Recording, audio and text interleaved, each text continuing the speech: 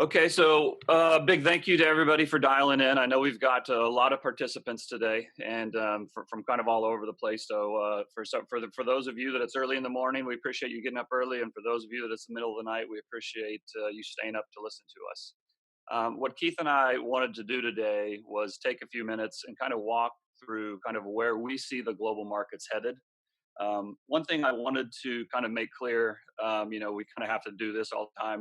We're not selling anything. This is not investment advice per se, except for those clients of ours who are participating. And what we're really going to do is kind of talk about our theme from a big picture perspective.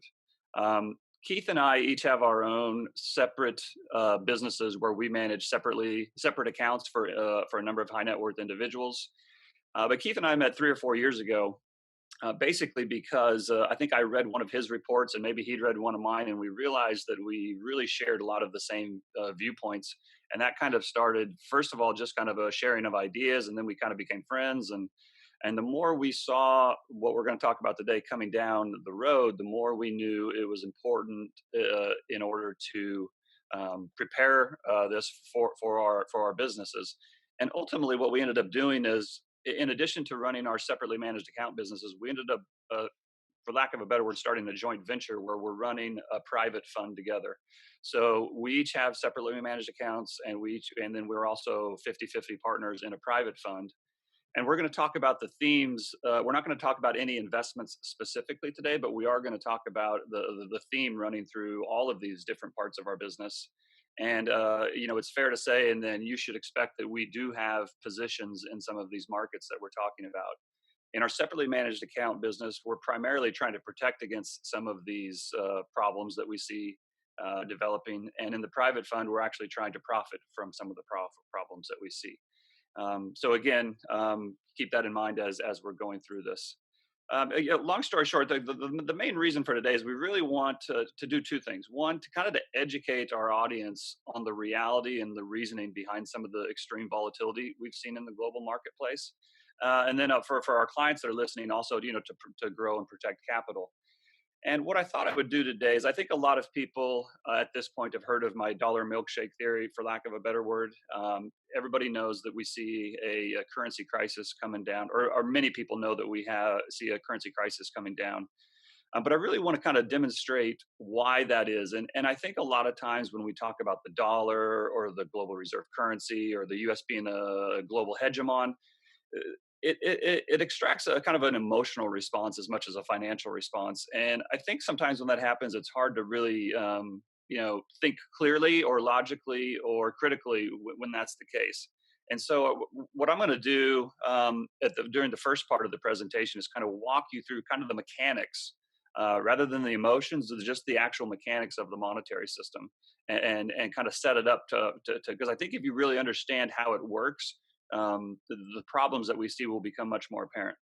I think one of the big differentiators that Keith and I have is that we've seen this problem coming for a couple of years. We understand the problem. We know exactly why what happened in March.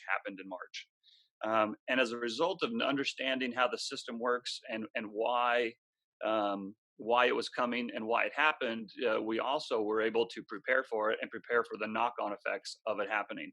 And so I think we've demonstrated our ability to kind of position capital effectively in these kind of crazy markets.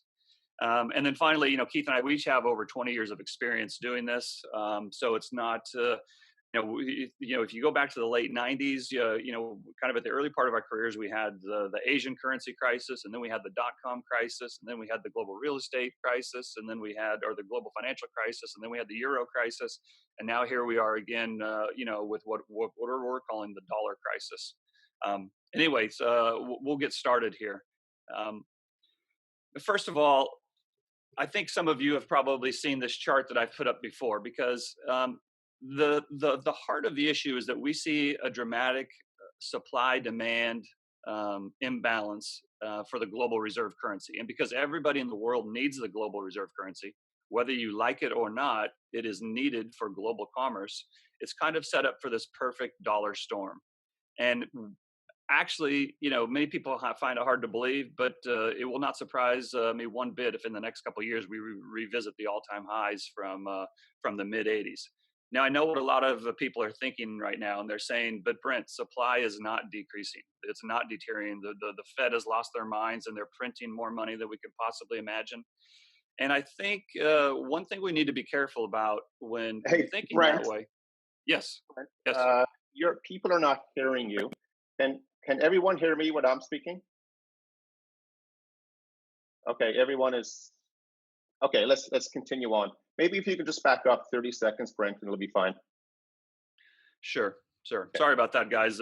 Sometimes technology constraints from working at home has its limits, I suppose.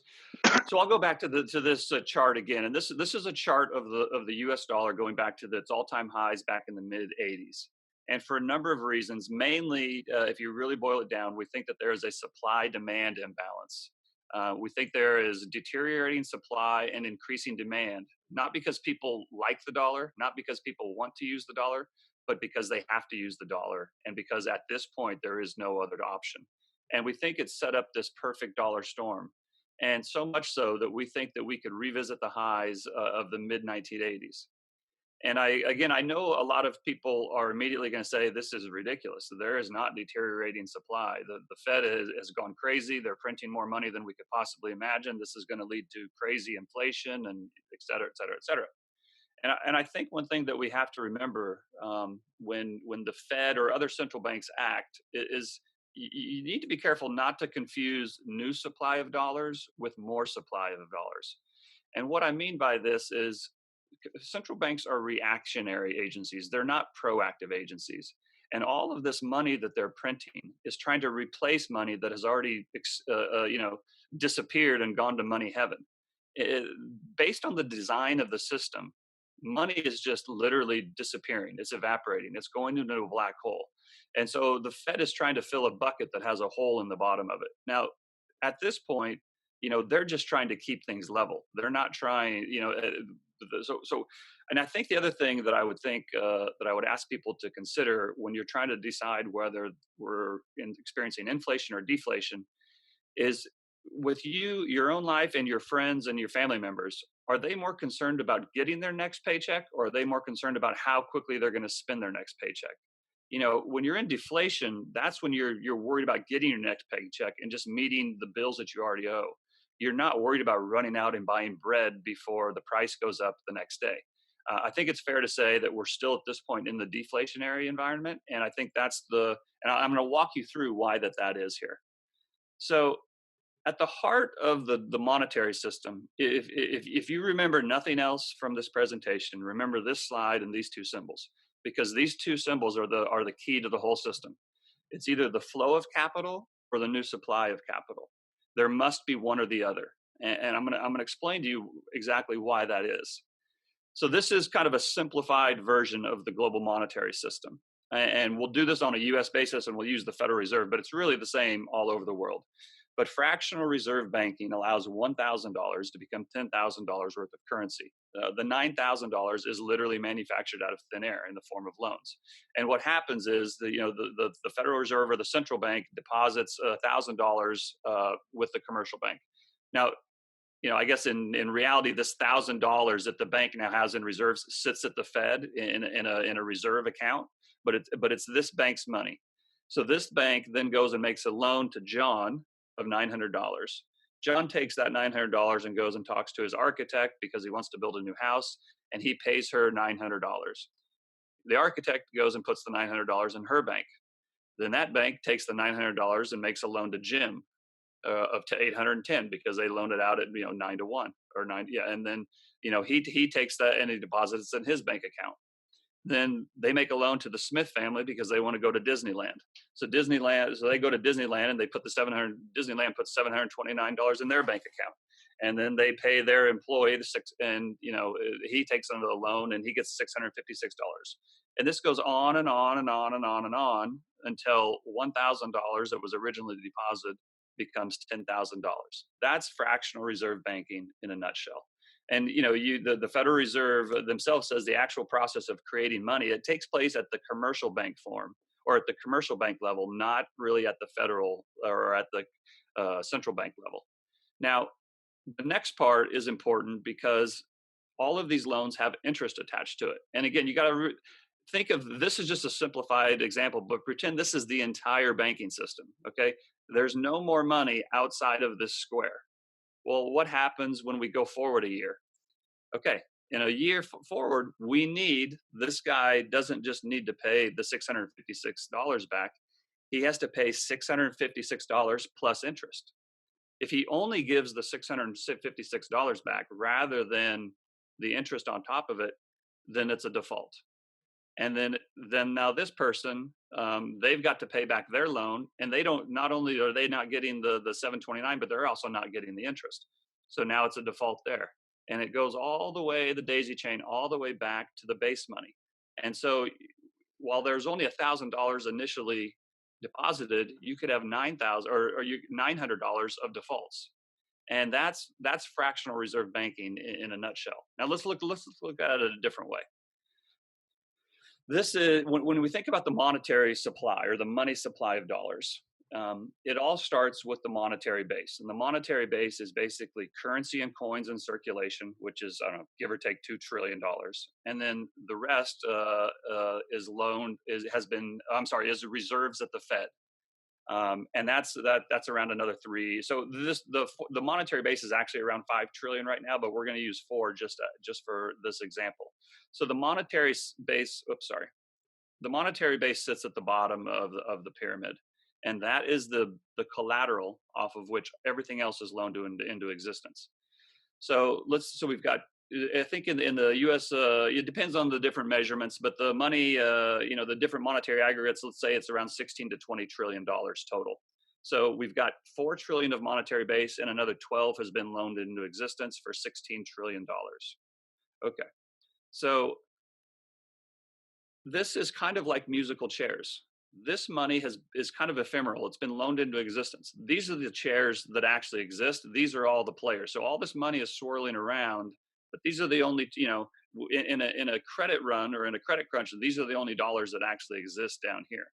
Now, what happened? Not only that, but as we go forward in time, remember, all this money up here has been loaned into existence.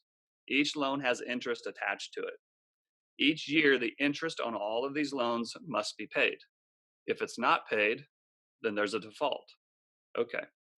But if this is already inside this box, if this is the entire money supply and there is no money anywhere else, where does the interest come to pay the interest that's on this 12 trillion that's been loaned into existence? Well, this is the key to the whole thing, because it can come from two different places.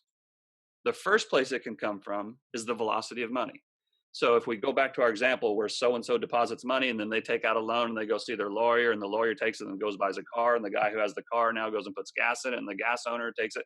We've got flow of capital. The money is moving through the system.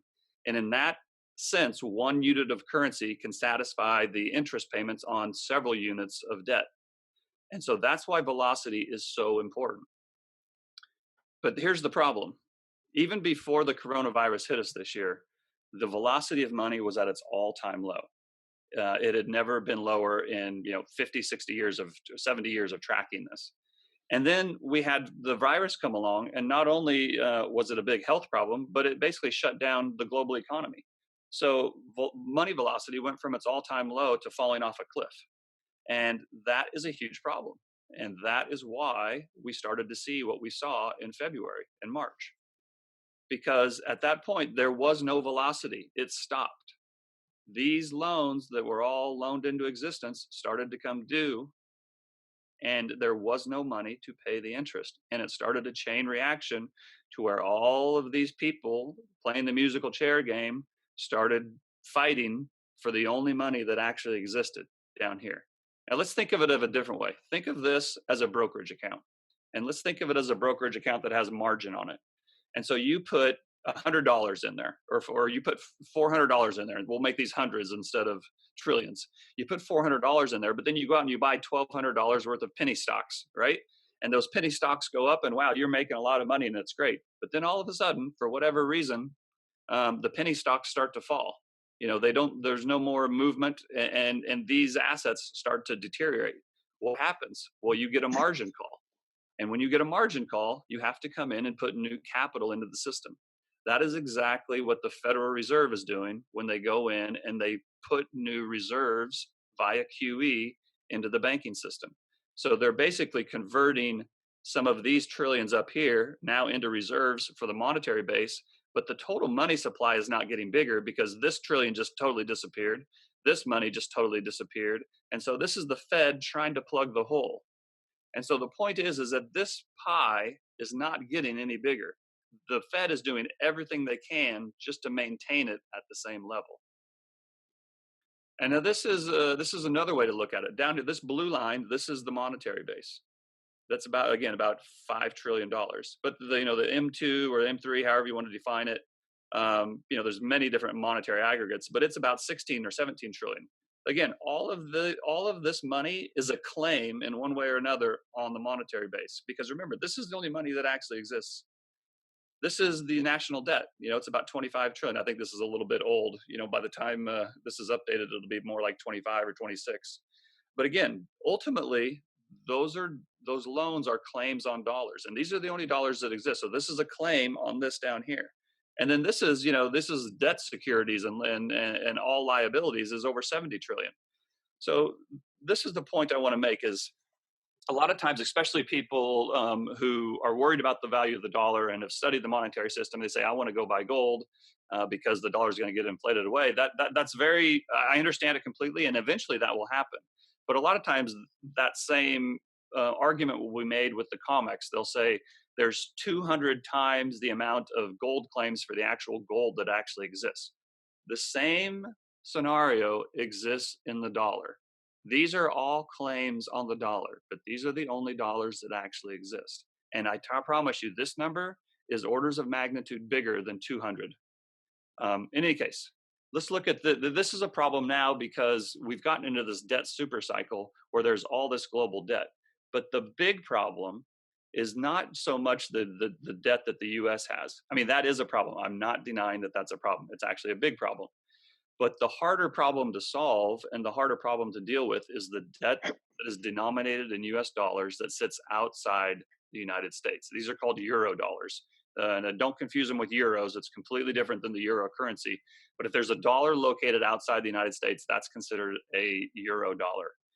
And the euro dollar debt or debt issued in US dollars by foreign entities has grown to 12, $13 trillion over the last 20 years. And we actually have some research that shows we actually think it's bigger than this, but this is the popular number. And it doesn't matter. This is plenty. This is plenty enough to cause all the problems. This doesn't include the offshore shadow banking. This also doesn't include the FX derivatives. There's another $4 or $5 trillion of FX derivatives that are highly or that are mainly denominated in US dollars. So again, we've got all these claims on the monetary base. This is a good way to look at it. From a very, very big picture standpoint, the US dollar is the global reserve currency. And it starts off with, this is the money that the central banks have. Then they, the commercial banks get their reserves, and then they create commercial bank money or the banking system money here. And then in the last several years, shadow bank money has shown up, and this is like non-financial institutions or the extension of credit by non-bank institutions. But this is all just onshore, this dark blue area. But look over on the right. The right is the offshore market. So this is the US dollar market, and this over here is the offshore euro dollar market. And in the last several years, this market, and this, we don't even know how to measure this because it's so opaque. But it is as big as the onshore market. And then you can see how the same thing exists for the euro, the Great British Pound, and the Japanese yen. Their offshore markets are not nearly as big as the US offshore market. And the reason that this is important is that it speaks to demand. A lot of times when we talk about currency, everybody focuses on supply. The Fed is increasing the money supply. The dollar is going to lose value, et cetera, et cetera. Well, you also have to consider the demand side of the equation. And this shows that the demand for dollars outside the United States is incredibly high, much greater than the demand for Great British Pounds outside of England, much greater than the demand for yen outside of Japan, much greater than the demand for Brazilian real outside of Brazil. And so, the fact that the dollar is in such demand, it allows the US Fed to print more than anybody else and yet not rise or not lose value versus all of these down here. Now, this is kind of a way to look at the development of the euro dollar system over the last 80 years. Again, we started off with the Fed reserve and deposits and currency, and that gets loaned into existence in the commercial bank money.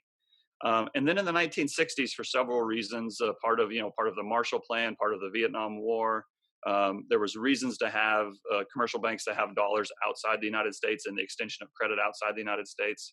And then, in the 70s, we started to have this shadow bank money market funds, repo agreements, the extension of credit through repo. And then we get into the 80s, and now the same thing starts to happen in the offshore market. We get offshore money market funds, we get offshore private financial institutions.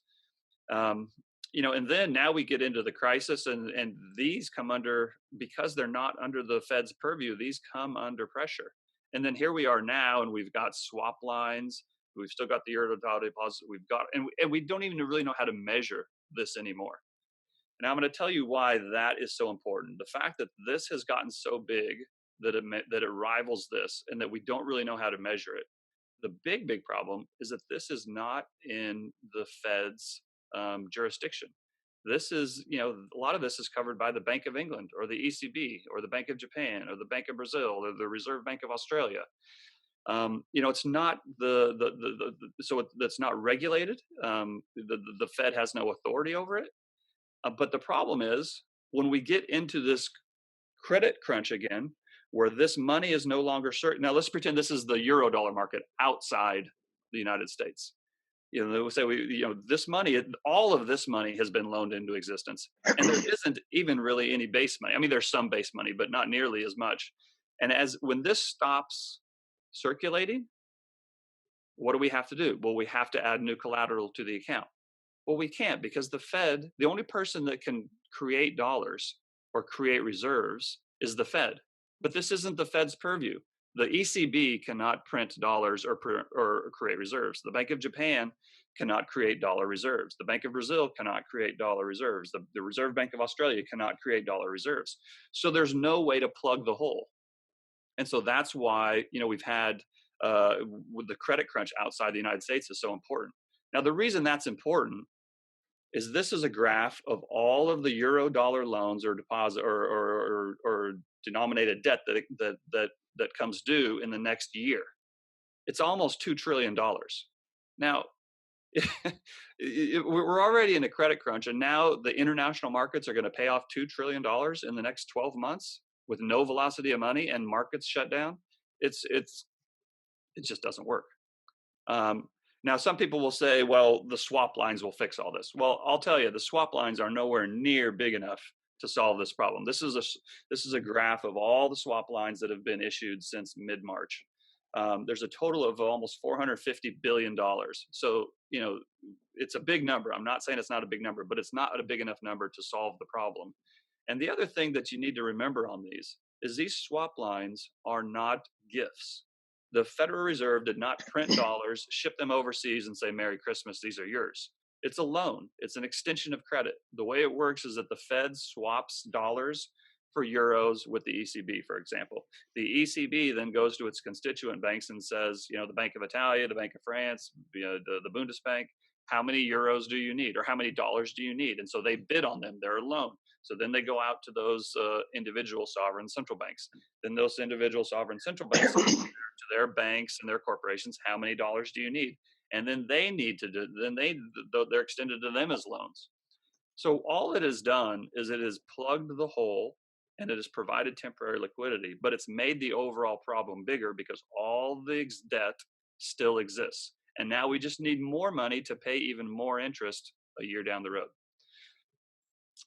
Now, the other thing, let's go back to the reaction to the coronavirus and how this has exacerbated it. And a lot of people will say, God, Brent, look at this chart. The Fed has just lost their mind. They have created $2 trillion in the last 2 months.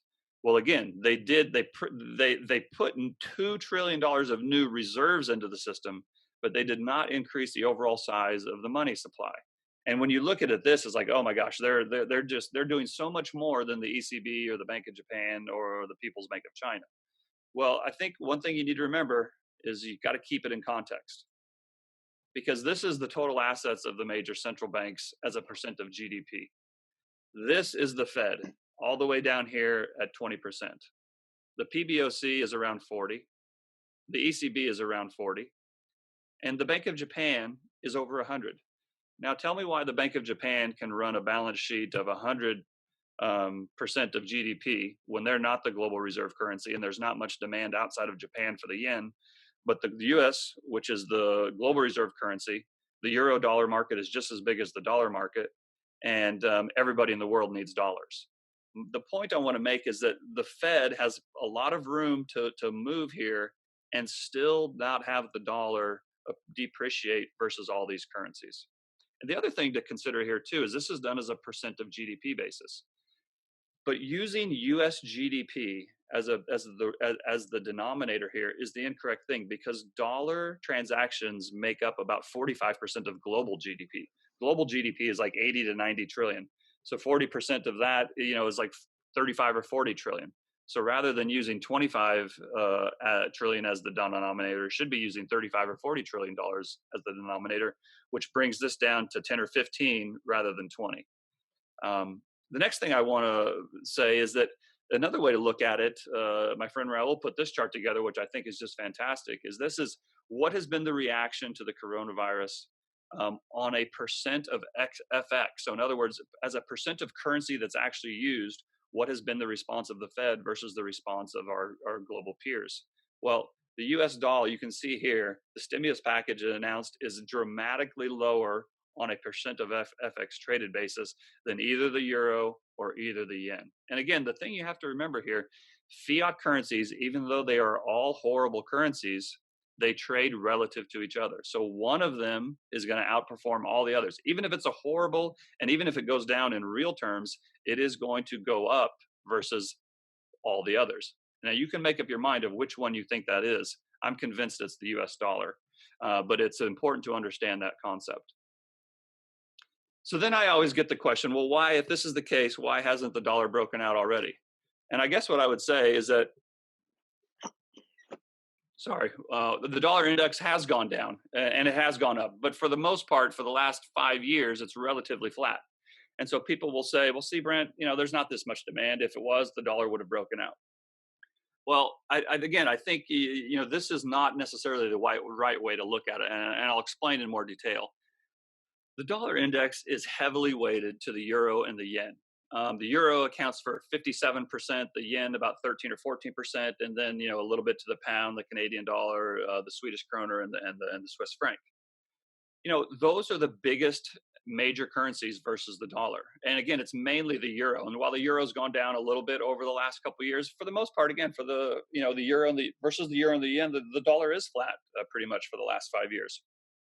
But if you step back and you take a broader look at the whole world, you look at the Fed trade weighted dollar, which takes a look at all currencies around the world on a diversified basis, and the dollar has broken out. It's actually at its all time high. It's higher than it's ever been. So this idea that the dollar always loses value over time, it may be true in real terms, but in nominal terms versus other fiat currencies, it is certainly not the case. The other thing is that here's the Asian dollar index. Now you can see here that a couple of years ago it broke this 30-year or 20-year support line and fell down here, and now it's sitting at 10-year support. And so this idea that the dollar isn't strong and the dollar hasn't broken out, well, it's if you talk to your friends around the world, and for our people and our friends and our clients that are on the line today. I mean, we have clients from the Middle East. We have clients from South America. We have clients from Australia. We have clients from Hong Kong, and they get this intimately because they're more used to their currencies falling versus the dollar, or at least fluctuating versus the dollar than a lot of Americans are.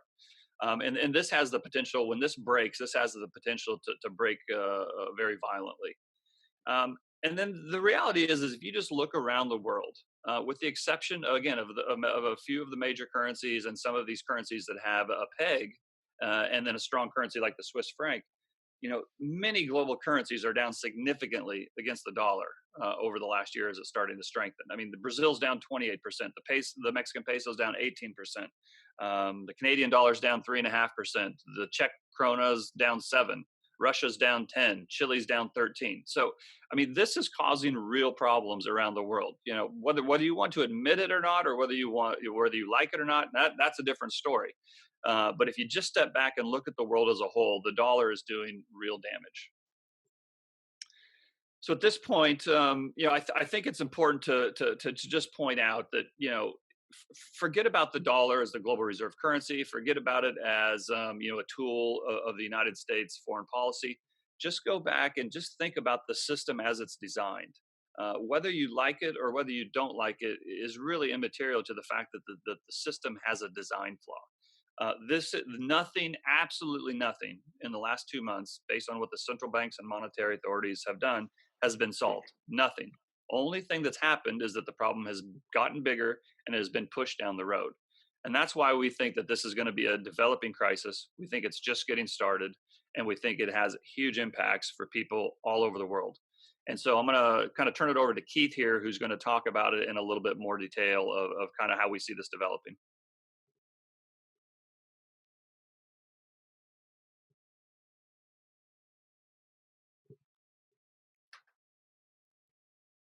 Here we go. Okay, can everyone hear me now?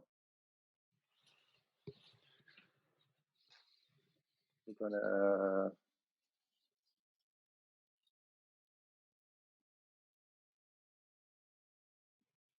Okay, great. I see a bunch of people saying yes. Yeah, okay, it's great. Yeah, so you leave your microphone as it is now, Brent, and it'll be fine. Okay.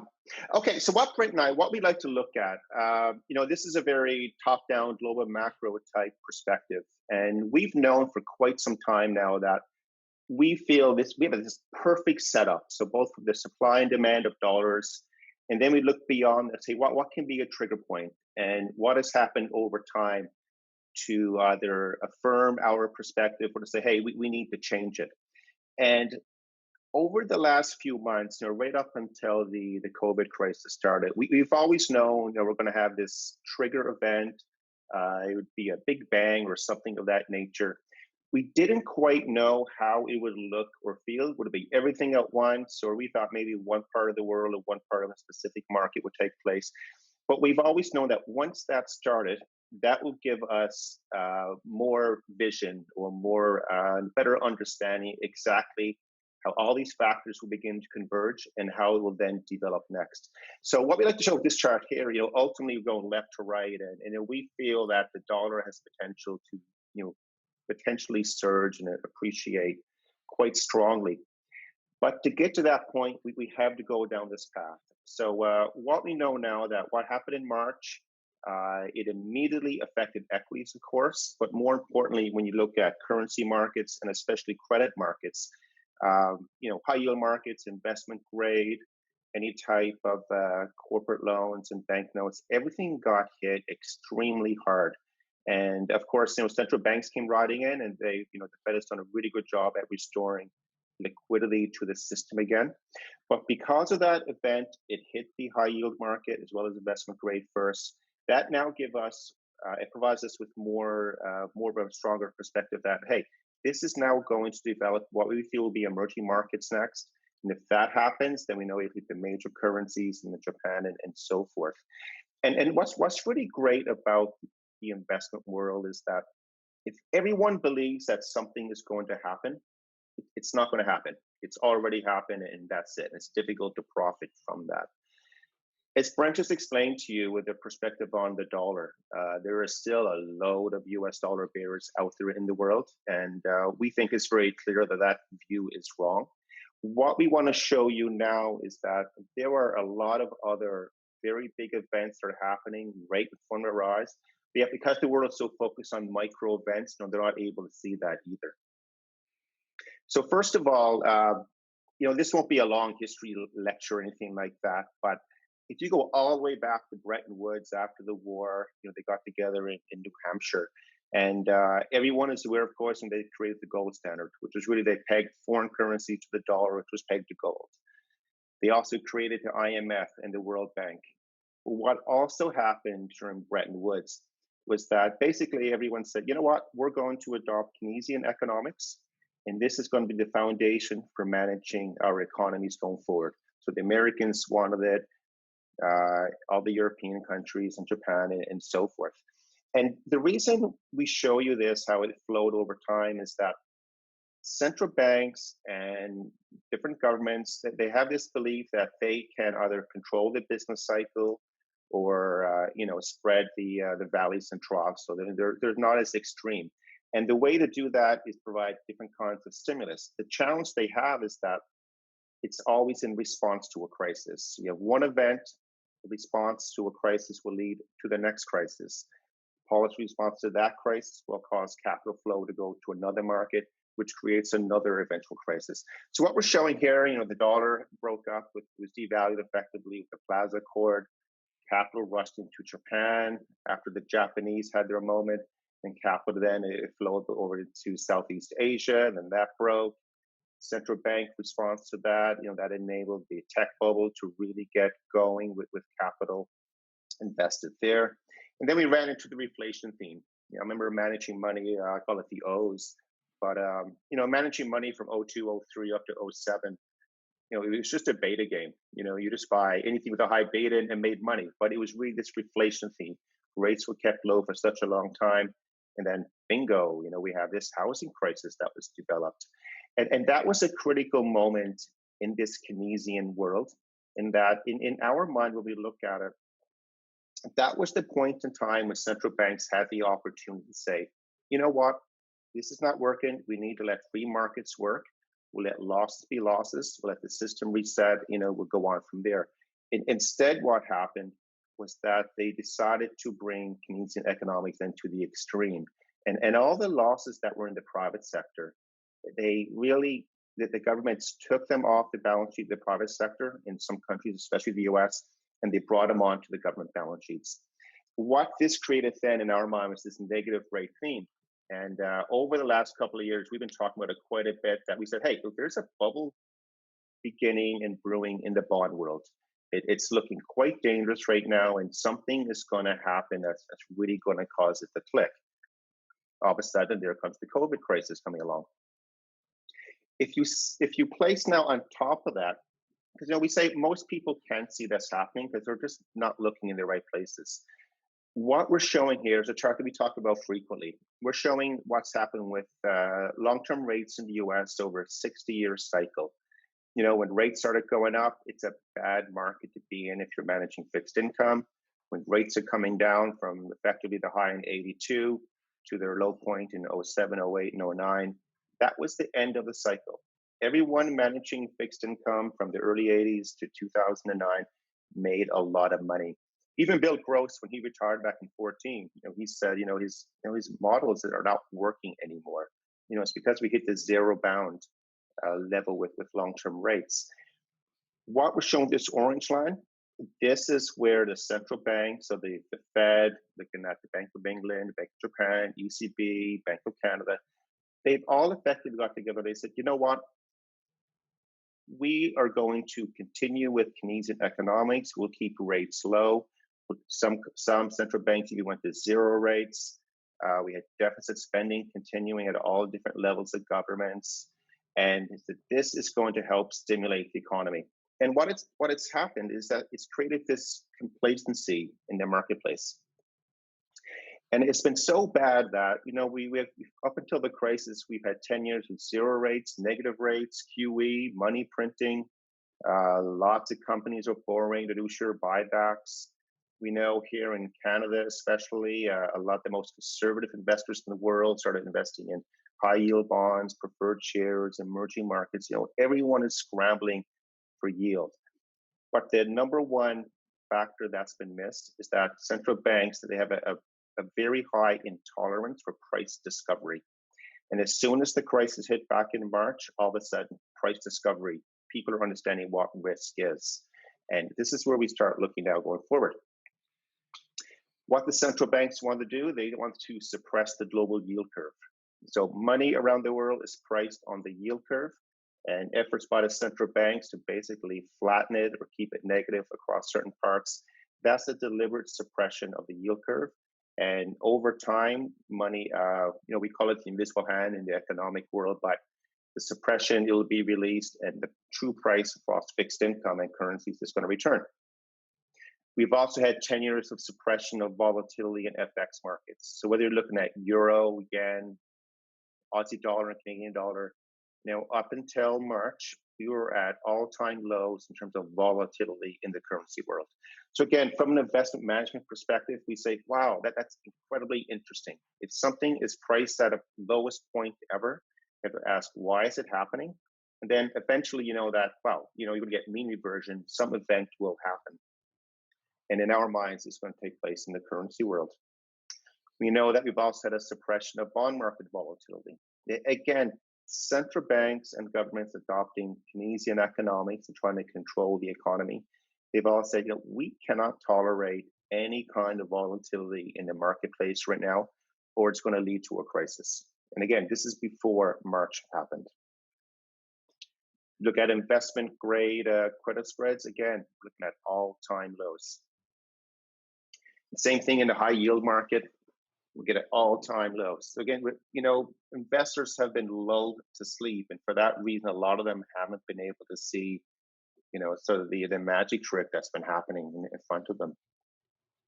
And so now we look at what's happening in the fixed income world. So everyone now is very familiar. We have a lot of negative yielding debt in the world. You might remember back here, see my cursor back in 2012, back when the Eurozone crisis was really ramping up, across Italy specifically. Back then, I remember when the German 2-year bond went negative, and that was huge news. That wow, that will never happen again. And guess what? Here we are 8 years later, and the problem still isn't solved. It's quite a challenge, but this is normal now. People think negative rates are normal. So what we're looking at now is, we had this period of 100% complacency amongst investors. Risk didn't exist. Central banks are doing everything they can to make sure risk doesn't exist. And then the COVID crisis happened. And this has turned into this enormous economic shock to our system. You can see it from an anecdotal perspective as well as top-down data coming out. But this is the event that's now providing us with clarity that, hey, we saw the crisis begin first. Stress returned to the bond market first. Now we're going to show you why we think it's going to start developing on the same path. Because central banks have dug themselves into a hole, and so we call this a lot of holes. And the first thing, you'll agree that if you find yourself in a hole, the first thing you do is say, hey, I'm in a hole. And then you say, I need to stop digging. Central banks, they have not acknowledged that, hey, they're in a hole and things are bad out there, and whatever they've done over the last 10 years, they're going to do more of it. So as an investment manager, we look at this, it's not for us to say it's right or wrong. It is what it is. But understanding what they're going to do, that gives us clarity with how capital is going to flow around the world. Right here, this is the fiscal response. These are just a bunch of screenshots from the IMF website of every country and what they're doing to provide fiscal stimulus around the world. And it's a ton. Next, you look at what's happening with central banks and monetary stimulus. And, everyone's gone down to zero now. They're going to go negative. Even here in Canada, Bank of Canada, they will go negative. And as well, Canada doesn't get a lot of airtime. And one thing that's interesting up here, they absolutely ran into a brick wall on Friday morning there about 6 weeks ago. The Bank of Canada, the surprise intra meeting, 50 basis point cut on a Friday morning before a weekend. Like that, again, it's just telling that the world it's at this moment where it's in a lot of trouble. They also had to bail out one of the provinces as well, and corporate debt. So again, we're getting the same response from central banks. So when they're doing this, collectively, we come up with $8 trillion in terms of the fiscal stimulus that's coming out there. That's probably 3 to 4 from the Americans, and we just said times 2 to try to make it conservative. Better still, though, or worse still, the amount of losses that are out there in the world right now. Some of these will be temporary losses and they will be recovered. Some will be permanent. And what we need to figure out right now, and this is what the central banks are hoping for, as well as various um, the fiscal policy from governments, is this $8 trillion in fiscal stimulus enough to offset the losses that we have? And the risk that we have here right now is that the stimulus, it doesn't act fast enough, and that if it doesn't act fast enough and quickly enough, that a lot of these losses, they will become permanent. And once we get permanent losses in the system, all of a sudden then the whole world turns into Japan. We run into this deflationary environment where we have, billions of dollars in unproductive capital investment. It's sitting there and it's not doing anything. So what we're trying to do here is, how fast can this stimulus grow to offset the losses? Right now, we're hearing, first of all, a V-shaped recovery, and this here is from a few weeks ago. It's from a Bloomberg study, and like even then, with a V-shaped recovery, a lot of people were saying it might be 22 when we, we'll break that gap and get back to where we're going. And then some saying, oh, well, maybe we'll get a W-shaped recovery or square root. But the point is, even the best case is looking at, we're maybe a good 6 to 8 quarters away from getting back to where we started. And say, is this reasonable? Remember, Brent was speaking earlier about the velocity of money, and it comes into play here as well. So for that 8 trillion in stimulus to be really effective, so that it can offset these losses that we have out in the world, the velocity of money has to ramp up. The stimulus money, it has to go around the economy very quickly. And just using simple math, if we're looking at 5-6 trillion in stimulus, you're looking at a multiplier that's going to be higher than what we've achieved over the last 20 years. So we think this is a problem, and what this is going to do, of course, is create more losses in the system. But more importantly, though, if we have slower economic growth, slower recovery, it means there's less US dollars flowing outside of the US system. And as Brent demonstrated, less US dollars in the system, there's greater demand for it, debt has to be repaid, interest has to be repaid, foreign investment leaves emerging market entities and so forth. So it's going to be tough when we look at it this way. Hey, Keith, let me just jump in real quick, just make a comment on that. I mean, if you think about it, think about everything that the central banks of the world did from 2009 to 2019, and they couldn't generate velocity of money. Now, since then, the debts are even bigger, the interest payments are even bigger, which puts even more pressure on the economy, keeps even less money away from actual productive endeavors. And now you've got economies that are either completely shut or half shut. And when they reopen, they're going to reopen at half the capacity they were before. So if they couldn't generate velocity of money from 2009 to 2019, what is the trigger that's going to create velocity of money now? And the point we're trying to make, it goes back to that very first slide. They're trying to fill a black hole. All this money can do until they get velocity of money is keep a steady level. It's not raising the overall economic circumstances of the global economy. Anyway, I'll just go ahead. Yeah, and again, these observations we're making, we think they're so incredibly easy to see and understand, but yet, you're not going to see an article about velocity of money in the Wall Street Journal or on CNN or Global Mail or something like that. Like these are big challenges, and central banks won't talk about it, but it's what Keynesian economics is all about: stimulate, stimulate, stimulate. And but even before the crisis hit, every additional dollar of stimulus was creating fewer and fewer dollars of growth. So we ended up having in the U.S. we're looking at here is that it was the longest economic expansion in history of the U.S., but it was also the weakest period of expansion. And this was during a period of the most stimulus applied. So again, it just tells you that we reached this end game of Keynesian economics. And because of that, it will end. It will come out the other side. Something else will look differently. and it will work for a while as well. But to get to the other side, we're going to see a lot of stress returning to different markets. And we think it's going to be focused in debt markets. So again, before the crisis started, from '07 to 17, the developed market debt increased about 20%, which is in a nominal term, it was a lot of new debt. A lot of new monies were borrowed in the developed world. Emerging market debt, increased over 3 times. And the majority of that, you're looking at the US dollar space. Again, that's demand for US dollars in a non-US dollar running economy. The other challenge we have with the stimulus coming out, a lot of cities, municipalities, other government, other country jurisdictions, they can't run deficits. They're required to be balanced with their budgets. They have enormous holes now in it, and they're gonna have to make up that with revenue.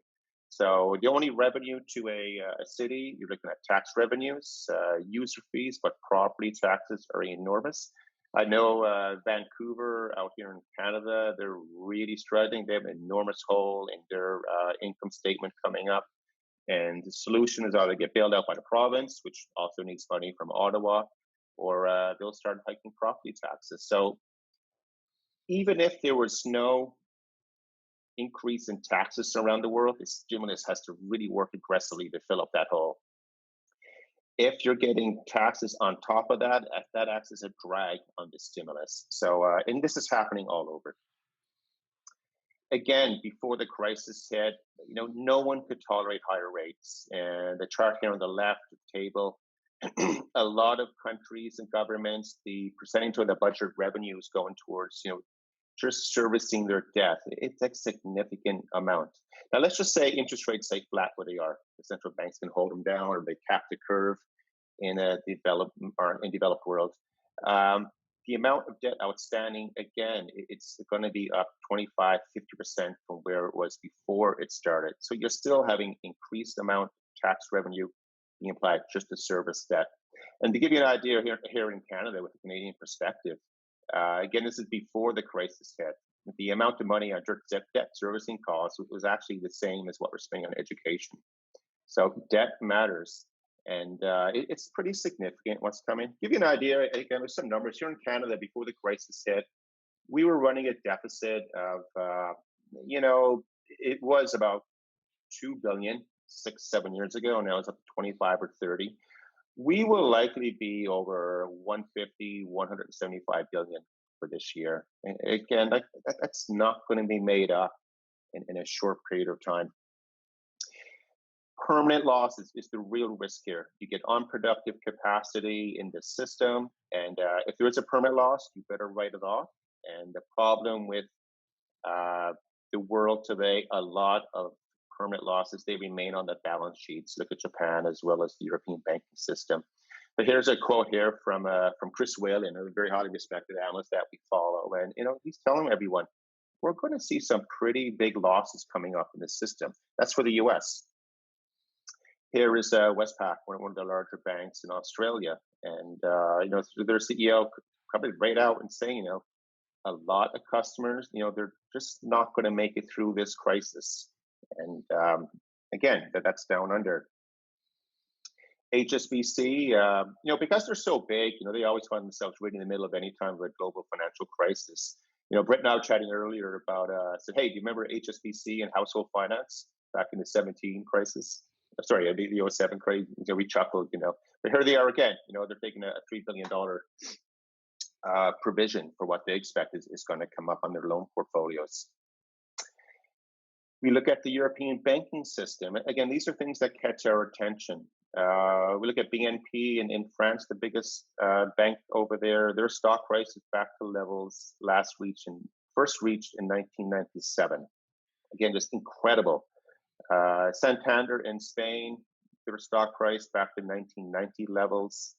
And so the biggest, irony in the world of finance, it gives you an idea of what we find funny. Here's a situation where Germany's biggest banks, so Germany, they're very fiscally sound, and apparently the Italians are not. So here's a case where The biggest bank in Italy has been outperforming the biggest bank in Germany now for like that 35 years. So again, which is just telling of what's happening in Europe. Sticking with Europe, things are so bad, of course, in the European system. The European banks, they don't even trust each other anymore. They don't know, they're reluctant to lend to one another. So that's why you see rates spiking here. And probably, I like to watch central bank pressers. The Fed has been not that interesting over the years, somewhat more interesting lately. The ECB has always been fantastic. I remember a few years ago when Draghi was speaking, Brent, when the protester jumped up on his desk. Yeah. Yeah. So, anyway, I always encourage people to watch the ECB pressers. So what happens live with the ECB is one story. What they put out, their Twitter feed is another. So here the ECB is telling everyone, we're taking steps to mitigate the impact of possible rating downgrades and collateral availability. What they're really saying is, hey, we're going to accept junk bonds as collateral when you want to borrow. So, I mean, it's like giving someone like their old hockey shirt, to replace it when they want to buy something new. It's not a fair exchange. But again, that's Europe. That's the system we're looking at here. The Eurozone is broken. I've spoken and written about this a number of times. We won't beat it, but Europe's had negative rates since 15. And then to demonstrate how central banks think, as soon as the crisis starts, what do? They move to even further, deeper into negative rates. So if 8 years of negative rates in Europe didn't fix it, what's the solution? More negative rates, more indirect fiscal financing and so forth. We look at emerging markets, and so even before the crisis started here, if you just look at the basket in the FX world, back in 14, we can see it starting to break down. And, why is that happening? That's of interest. When we look more closely, you can see on the chart on the left, a lot of FX reserves are leaving starting in 14. And then you see the spike down here, 170 billion just in March of this year. So when FX reserves are falling at a central bank, that means domestic money is leaving the system. They're taking the money out, so the central bank, they have to reduce the foreign reserves to meet it. And of course, this is happening at the exact moment in time when borrowing has increased 3 times over the years, and where the majority of the borrowing is taking place in US dollars. So again, it's going to be tough. Hey, Keith, just jump back one slide real quick.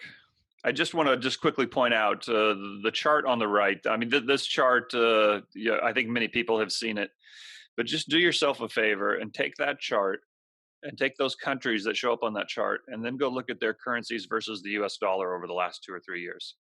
It's not hard to figure out. There's a direct correlation between their exposure to US dollar appreciation and the performance of their currency. I'll just leave it at that.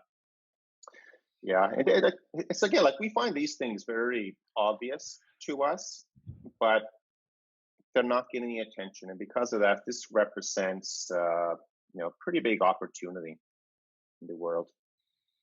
We look at Turkey specifically, Turkey's broken. And, when all of a sudden you look in Turkey and the president says, we're going to punish anyone who tries to smuggle dollars out of Turkey. I mean, those are fighting words, but they're also the last words, before there is capital control that's coming on. You can see in the chart in the top right how, the foreign exchange reserves are declining. Again, that's domestic money in Turkey. They're saying, we're getting out of here. We don't like what we see. So if a crisis develops in Turkey, is that a problem just for Turkey? No, it isn't. If you look at the table in the bottom left, you can see the EU exposure to Turkey. Again, these are significant numbers. And so Turkey goes in crisis. We understand that the EU banking system was already dormant in so many ways; it's insolvent. This just adds further to the pressure on it, which means, of course, more deeper negative rates. We look at Hong Kong, what's happening over there. We feel there's a very high probability that the peg in Hong Kong, it can be relaxed or broken altogether. But in Hong Kong, if anyone's following this story or not, there are 2 things happening. One is the geopolitical side of it, and China is, they're effectively taking more control of Hong Kong than they've ever before, and that is not welcomed locally. At the same time, it is the most levered banking system in the world. So, one is sort of feeding the other right now. Foreign capital, they're getting out, and one is putting pressure on the other. And now all of a sudden, the Americans and Europeans are getting involved, pressure on China. So this is something that really catches our eye. And then if you look at the performance of other emerging market currencies in the bottom right corner, so the Hong Kong dollar is the black line. So it's a peg that they've held it now 27 years. What's the number, Brent? Yeah, I think it's 27 years. 27 years. But let me just, I think this is a key point, because it's been pegged for all these years. And now you look at the chart up in the top left hand, and you see that their credit to GDP continues to grow. The chart on the top right, their banking system is levered 800 times, or 8 to 1. Two of their main industries are tourism and retail sales, and they are falling off a cliff. And we haven't even, when the next quarter gets updated, those waterfalls are going to look even worse. And then you go to the bottom chart on the right, and you say their currency is as strong against the dollar as it's ever been, because it's pegged. But then you look at the other emerging market currencies, and they have gone down anywhere from 12 to 50% versus the dollar. Now, the idea that if the Hong Kong's currency was not pegged to the dollar, and you had these other three things taking place on these other three charts, the idea that Hong Kong's currency would be anywhere near where it is today is quite honestly laughable. It would be somewhere up between in amongst those other emerging market currencies. Now, whether it would be at the low end or the top end, I think that's for the market to eventually decide. And the point we want to make is we think the market will decide. We think that peg will leave. And when that peg leaves, we think that we think it's an extremely great opportunity for people who realize what's going on. I'll just go ahead, Keith. Sorry. Yeah, so we refer to this as an asymmetrical risk return opportunity.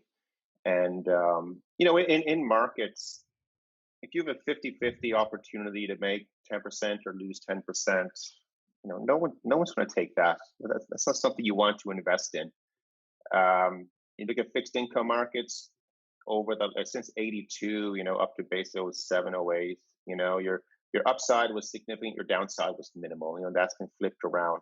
But in terms of asymmetric opportunities, we feel this is one that's quite obvious to us.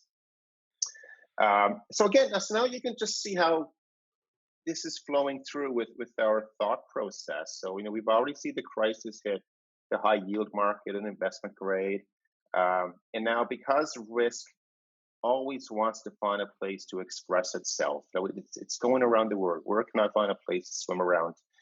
And because central banks within the emerging market sphere, they're not as dominant or as strong as central banks in the Western world, we think this is wide open to where all of a sudden, the invisible hand will come into play, and we could see stress coming back into markets here.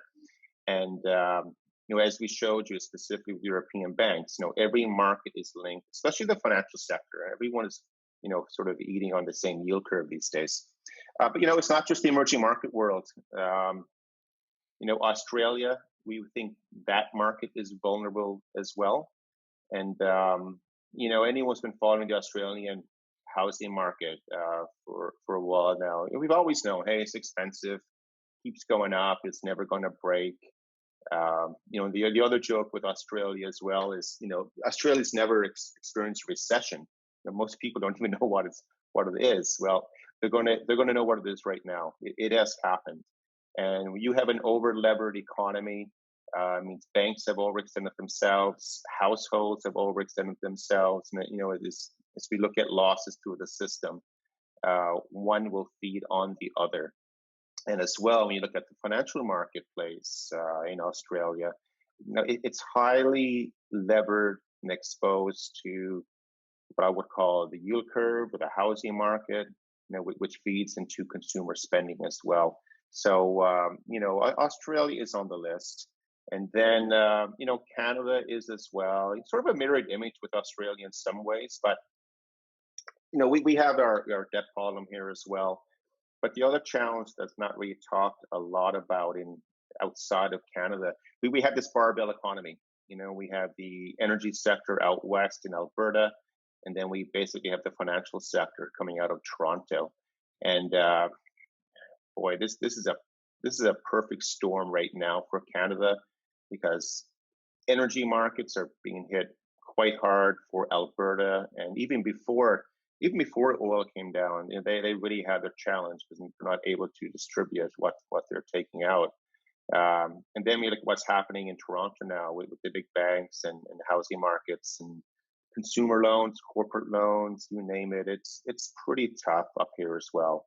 So again, you go back through the daisy chain with emerging markets. This can easily then, once a crisis reemerges in the emerging market space, then we say, okay, and we see how it reacts, and then we say, okay, how do we move from here? In our mind, it'll move into the majors. So that's a pretty good run through with what we were been seeing and talking about on the FX side, as well as other global macro factors as well. So just to conclude, economics are incredibly important in that it's not talked about, but Keynesian economic policy, it's really turned into something that wasn't intended. And so that resulted today in central banks going to zero, negative rates, printing money, as well as having governments, borrowing and spending as much as they can. And we feel this is really now hit the end game where it is causing more stress around funding markets. And you're going to start to see stress plugging off here one after the other. Did you want to say a few words on conclusion, Brent, before we jump over into Q&A?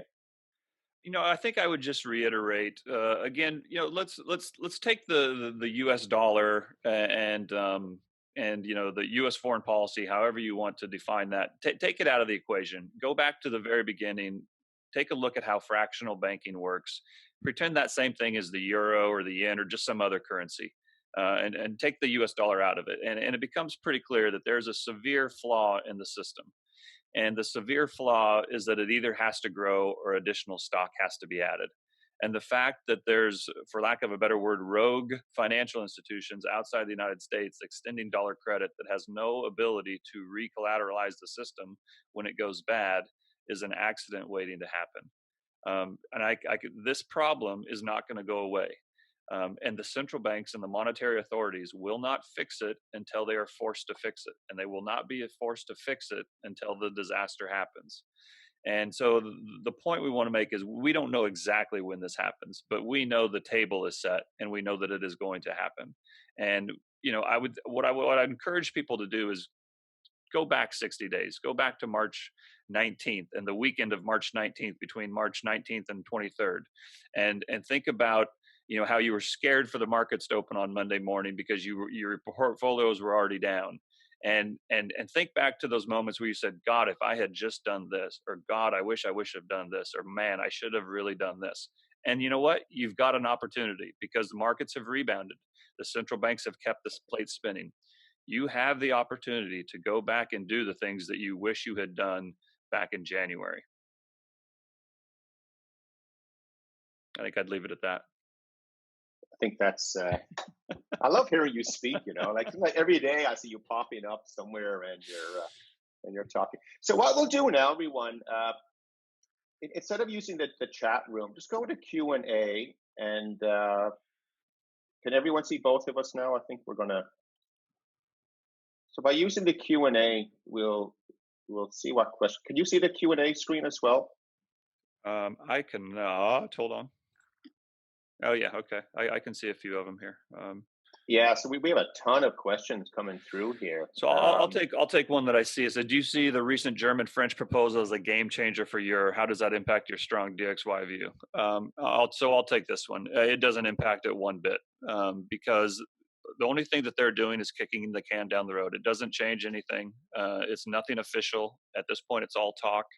And in my opinion, this whole crisis is more dollar related than the other currency related. The big problem for Europe is the euro dollar market, not so much I mean, the euro market is a problem too, but it's the euro dollar market that's going to take the system down. The other thing I would say is with Europe, they have the same velocity of money problem that we do, and it's certainly not a game changer because they're just playing the same game. It's an extension of credit. It's an extension of credit that hasn't even existed yet, or doesn't even exist yet. So it's another promise. And while it can certainly provide a little short-term strength to the euro, and perhaps it shows that the Europe's, starting to work together, they realize the problem, they are going to do something together. It doesn't actually fix anything. And again, all of this is more to Keith's point. It's more Keynesian proposals. It's the extension of credit. It's the same trick again. We're going to give more bailouts. We're going to give more loans, but you have to remember that those bailouts and those loans have interest attached to them. They're not gifts. It's not money from nothing, and it just makes the problem bigger rather than solve it. And so, a lot of the questions are, they're coming around the same sort of themes. It's nothing here. What's the best way to short the Hong Kong dollar?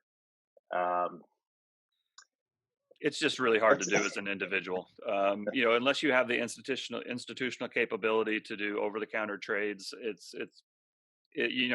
I guess what I would say is you can look at some of the property stocks or some of the retail stocks and kind of do your due diligence there. But the really asymmetric trades are available in the private market. We have another question here. It's asking, the more U.S. dollar appreciates, the more velocity drops. How does that dynamic play out? So, so effectively, if we go back to, you always would say, what would be the policy response to it? So if central banks, they're at zero, some are at negative, the QE is happening. If the stimulus isn't working, they're going to do more of the same until the markets would tell them they can't do it anymore. So in our mind, that's how the investment thesis plays out. So if as long as the markets stay complacent and we get a recovery in other equity and funding markets, central banks will continue to do the same thing. And as for it working out, again, it hasn't worked for 10 years prior to the crisis.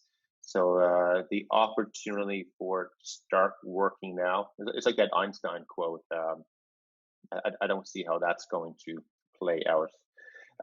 Brent, there's a couple of questions there on Chinese yuan. Yeah. So I see this one. What happens if the Chinese start to asking for payment in yuan for anybody wanting to trade with them? China is already asking to trade in yuan. It's not like this is a new idea. Of course, China would prefer to do all their trade in yuan. The problem is that not everybody else wants to accept their currency. And as they do become a bigger part of the global system, then yeah, they can maybe perhaps continue to ask for more. But the reality is the rest of the world doesn't need Chinese yuan to operate in the rest of the world. The rest of the world does need dollars to operate in the rest of the world. So many trading partners with China prefer to get paid in dollars because if it matches their U.S. dollar liabilities and it allows them to then purchase other things at a better rate by using dollars. So I don't see the yuan as a competitor to the dollar. If the yuan was going to be a competitor to the dollar and China really wanted to take on the dollar, they would open up their capital account. They would let the yuan freely float, and we'd see what happens then. There's two other questions here referencing the Fed with U.S. dollar swap lines. What investors need to understand is that U.S. dollar swap lines, it's a very political tool. It's a monetary tool, but the U.S., everyone knows Turkey's been looking for U.S. dollars. They've been screaming for dollars. And what you don't know, and I'm just speculating, they'd call the Fed, hey, we want dollars. And Powell would say, whoa, you're Turkey, 1 second.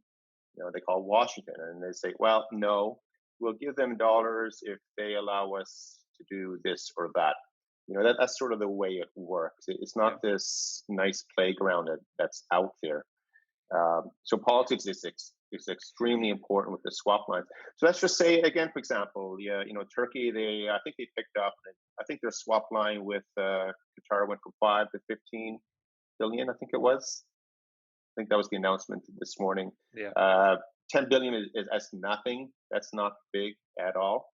But again, it demonstrates that the Americans have already said, a big no to Turkey. So if Turkey, it does enter this crisis that we expect it will leak into other markets. So the ability to hold everything down tight, just with the Fed and swap lines, so that's not the case at all. Yeah, let me address that as well, because in theory, yes, the Fed can extend swap lines, and they can, when they come due, they can extend them again. But politically, the Fed cannot give $2 or $3 trillion to the rest of the world via swap lines. And again, if they did, it's just a loan. It just makes the problem bigger. But you cannot, to think that you can bail out Jakarta with a dollar swap line while people in Jacksonville don't have jobs, or that you can extend a swap line $2 trillion to people in Brazil while people in Bakersfield can't go to work because they're locked down. It's just, and people that think that the Fed is independent, think again. They report to Congress, and it wouldn't take too clever of a politician in their home district where they would like some local funding to figure out that South Africa or Indonesia or France, for lack of a better word, is getting bailed out by the Fed, and their constituents down on Main Street are not. So, I actually had a conversation with William White, who was a central banker for a number of years, worked at the Bank for International Settlements, and he himself, he's intimately familiar with how these work and the programs and stuff, and he himself says this is not as simple a concept as sometimes you'll read that, oh, they just extend a swap line and it fixes everything. It doesn't necessarily, and there's a lot of politics involved with it. And coming into an election year, these debts are due now. They're coming due over the next 12 months. It's not very politically acceptable to be bailing out another country right now when we have got troubles here at home. There's another question about China and Hong Kong dollar. So they're asking, isn't the best interest of China, Hong Kong to depeg? Why wouldn't they just do it? So the answer to that is, if they depeg the currency, it will depreciate. Whether it's 25%, 70%, it's somewhere in between. As soon as that happens, that causes domestic capital to leave the system. Like you're getting out of there. Foreign capital is leaving as well. And it might come back in afterwards down the road, but all of a sudden, so right now with the peg for both Hong Kong dollar and the yuan, it's effectively trying to keep domestic private capital in China, in Hong Kong. If they relax it, it just opens the gates, and that money will leave. And as like these economies, they need foreign currency coming in, so that wouldn't be positive. Another question: where'd you put your money after when the U.S. dollar tops? So I'll talk a bit first, Brent, and you can sure. ask Salud about that. Our view on how this plays out, it's not a long-term linear view, and it's not really the path that it takes; it's how quickly you get down that path. It could happen very, very quickly, and once it does, so once the U.S. dollar eventually enters a crisis, which it will, that will happen. How things look on the other side, as of right now, we don't know. To say it'll be a basket of this or that, it's sort of irrelevant. But we know it is going to look and feel a lot different, and some of these currencies that exist today will look and feel a lot different. So there's no straight answer to it, but we're pretty sure as it's happening, you will know at that time what to look at. I see a question here again on the velocity of money. It says, if the government continues stimulus, doesn't this place a floor under the velocity of money? It might not rise, but it also won't fall dramatically. Well, I guess I would just say this kind of goes back to that point I was making initially about, whether you're increasing the money supply or whether you're just plugging the hole. If the Fed and the governments continue to do stimulus plans, they can continue to try to plug the hole, but it doesn't necessarily, create escape velocity for the money. And as they, as they plug the hole and increase the debt, it just makes escape velocity even harder to come by. It's kind of, think of it like, when you go to the moon and then you have to, the rocket has to blast back off to get back to Earth. You have to be able to create enough thrust to get off of the moon. But the bigger the moon gets, the greater the gravitational pull, and the more rocket fuel you'll need to get off and get to that escape velocity. So as they keep increasing the size of the debts, the problem just gets bigger, and the escape velocity, or the energy needs for escape velocity just get bigger. So it doesn't really solve the problem. They can kick the can, but they can't solve it. So why don't we, because we've been, everyone's been quite generous with their time here this afternoon. Why don't we do one more question each, Brent? Okay. And then kind of scrolling through. We'll just clue everything up then. So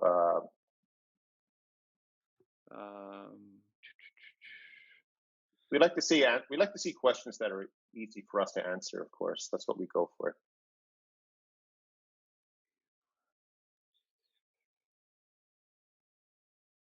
Do I see further devaluations in this current year in the South American currencies? Exactly. Yes. Short answer is yes. We think a number of South Africa, or not just, South American currencies. We think the Brazilian real will remain under pressure. We think the Chilean peso will remain under pressure. Those are the two main ones, but we think even the Colombian peso will. Long story short, we think that this dollar crisis is so big that all fiat currencies are going to fall versus the dollar. Now we don't have a crystal ball on the exact timing, but as this starts to play out, they're all going to fall because they are in the global monetary system. They are all subservient to the dollar. And until that system changes, that's just going to kind of be how it is. Someday there will be an alternative. Someday the monetary authorities will get together and change things. But as of right now, there's not there's just not that option. There just isn't. And maybe the last one or second last one, we'll see. It's a question: do we think the U.S. 10-year will go negative? I think it's a pretty good chance it can go negative. Yeah. Some people go with the deflationary view. Like even if a crisis does not re-escalate in any other market, it's such a deflationary gap we're looking at, and that could cause it.